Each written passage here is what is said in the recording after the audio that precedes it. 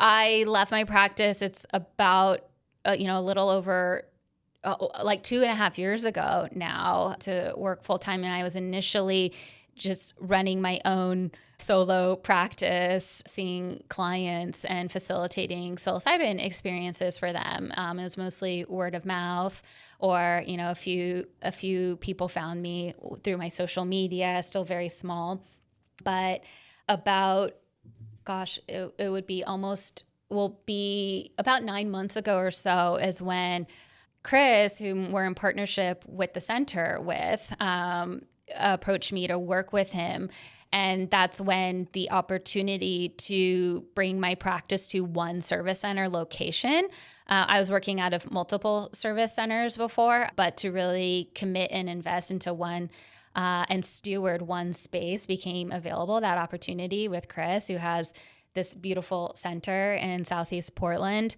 And that's what I did in the fall. And went through a tremendous up and down phase of growth where we merged our previous two businesses together, and then we were working closely together and changed a lot up in the center and our processes and all of that, and was working really beautifully through to the spring of this year.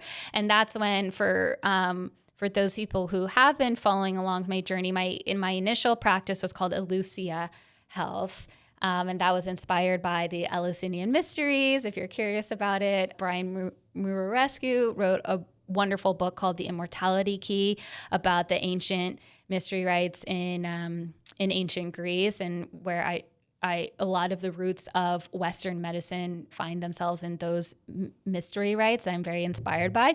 But then when I merged with Chris, his company was called Project Circle. And so we then merged together, and in that process rebranded to Meadow. And Meadow really resonated as a name for this new venture that was with Chris, and then now also with you, for many different reasons. One, it's easier to pronounce and spell than, and two, it's weaving in the element of Mother Nature, which is such a core pillar of what I teach with clients, is the healing power of deepening in our relationship as an interconnected part of the whole of Mother Nature and really just planet Earth.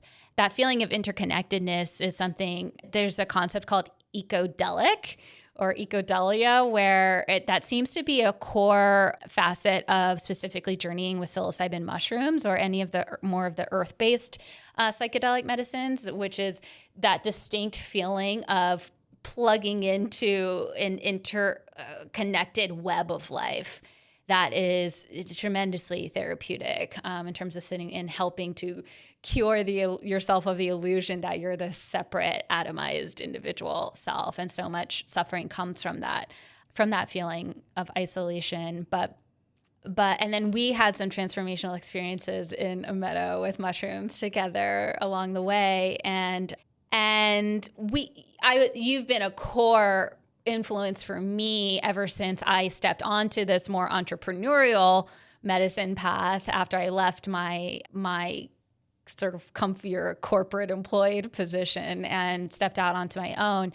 But we only came into a formal business partnership after being, we've been together for 10 years, married for 7 of them. So, but now we're stepping into a new partnership, this business partnership together in Meadow. And so as things were growing at Meadow, I feel like that's when you really saw an opportunity. I saw an opportunity for you to really step in and help us grow. And so that happened how long ago? Like a month ago now? Yeah. July 1st is my official day. Is that right? Today's 11. Yeah. July 1st was your official first 15th. Day? Yeah, it's when you guys finalized the paperwork. Wow. Well, yeah. I guess you've been working with us since. It was another 2 weeks before that. Yeah. So, that's where we're at with Meadow now. And so where Chris is not involved in the day-to-day operations anymore. He's He has his own business that he's working on still in terms of transitioning its leadership. So that's taking up most of his time day to day. So in the day-to-day operations, Mike has really stepped in to help me. And yeah, there's so much that goes into running a legal psilocybin facilitation and services business. It is a business, and we have to figure out how to keep the lights on and all of that while still maintaining the core ethos of being of service from a heart-centered place, which is it's just such a new path in so many ways. I don't feel like we have a whole lot of examples of what that looks like. I studied this idea of like social businesses when I was younger. I was really intrigued by that, this idea that you can have a for-profit business, so a business that is, just financially regenerative and sustainable, and it serves a higher purpose than just profit and a bottom line, but actually is of service and creates a more beautiful world than the one that maybe you inherited. So I think it was Muhammad Yunus who won the Nobel Peace Prize, was a big influence for me in my early 20s. And I read his book, Social Business. And I remember, I know that the roots of this endeavor go back to that. But yeah, I want to turn it back over to you. First with a question, then maybe we can go back and forth. But what is Meadow to you? What do you hope Meadow can be in the world in terms of an organization, a business, what our mission is, what we're here to do? It's a good question. I think it's the place that people can rely on to have as safe as possible and productive healing experiences using psychedelics. And so the simpler, the better, I think, in terms of business models. So that's what I think it is. So today it's one location, probably many locations, probably a lot of online content, because there's a lot of value you can deliver to people before and after the actual consuming of the substances.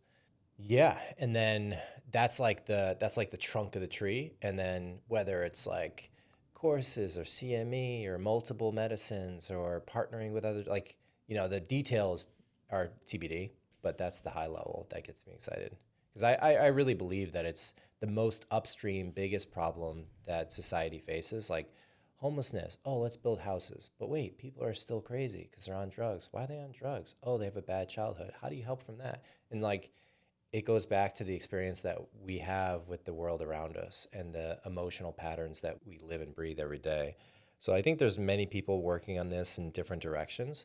In particular, the psychological approach of talk therapy can be useful, social work can be useful, meditation practices can be useful, breath work can be useful, Reiki, all these healing modalities, but nothing works as deeply and as quickly as psychedelics for people who are addicted or have substance abuse or recursive negative thoughts that they just can't seem to shake.